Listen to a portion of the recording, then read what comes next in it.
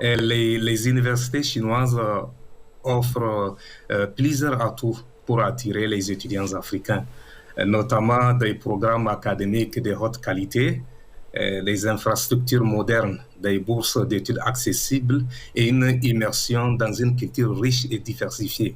Ces éléments favorisent une formation solide et une ouverture internationale essentielle, surtout pour ces jeunes Africains qui participent activement au développement de leur pays. Donc, en ce qui concerne les échanges culturels entre le Niger et la Chine, il y a des échanges académiques entre ces deux pays. Donc, plusieurs réalisations méritent d'être soulignées ici. Par exemple, il y a des programmes d'échanges universitaires qui ont permis à de nombreux étudiants nigériens de se former en Chine, renforçant ainsi les compétences locales dans des domaines clés comme les technologies, la médecine et l'agriculture.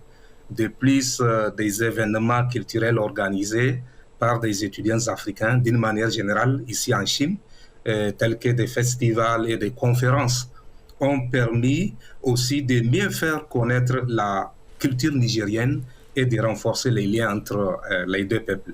Ces initiatives contribuent à une coopération sino-africaine plus dynamique et mutuellement bénéfique. Très bien. Euh, Et ces dernières années, d'ailleurs, les arts martiaux chinois gagnent en popularité en Afrique. Et en tant que passionné qui pratique les arts martiaux depuis une dizaine d'années et qui a remporté de nombreuses compétitions en Chine, pensez-vous que les arts martiaux chinois renforcent les affinités culturelles sino-africaines et quel rôle jouent-ils dans le dialogue des civilisations et le renforcement de l'amitié entre la Chine et l'Afrique? Oui, les arts martiaux, comme vous venez de le dire, ont monté en popularité ces dernières années en Afrique. Parce que les valeurs fondamentales dans les arts martiaux chinois, telles qu'il y a l'harmonie, le respect, la discipline et la recherche de l'équilibre entre l'homme et la nature, trouvent un écho dans de nombreuses cultures africaines.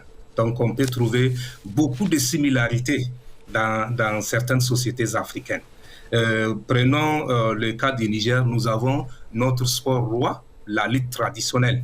Donc, moi, je trouve beaucoup de points communs parce que l'organisation de la lutte traditionnelle, donc c'est un championnat national qui est organisé chaque année au Niger, partage aussi certaines valeurs qu'on peut trouver dans les arts martiaux. Il y a la cohésion sociale et l'harmonie, l'entraide mutuelle, le respect mutuel, etc. Donc, en pratiquant les arts martiaux chinois, les Africains peuvent non seulement améliorer leur santé physique, mais aussi s'immerger dans une philosophie qui reflète et renforce leurs propres valeurs culturelles. Cela a créé également un terrain commun pour le dialogue interculturel et peut aider à construire une compréhension mutuelle plus profonde entre les peuples chinois et les Africains. Donc, de plus, les échanges culturels à travers les arts martiaux peuvent également inclure des collaborations dans des domaines comme l'éducation, les échanges sportifs et les festivals culturels, ainsi que tous. Ils peuvent contribuer à renforcer les liens d'amitié aussi et de coopération entre la Chine et l'Afrique. Ainsi, les arts martiaux chinois jouent un rôle très significatif, donc non seulement dans la promotion de la culture chinoise, mais aussi dans le renforcement des relations sino-africaines à travers un dialogue très enrichissant et respectueux des civilisations. Merci beaucoup. Eh ben, c'est moi qui vous remercie. Merci beaucoup, Ima, pour toutes ces explications sur cette coopération entre les jeunes de Chine et d'Afrique.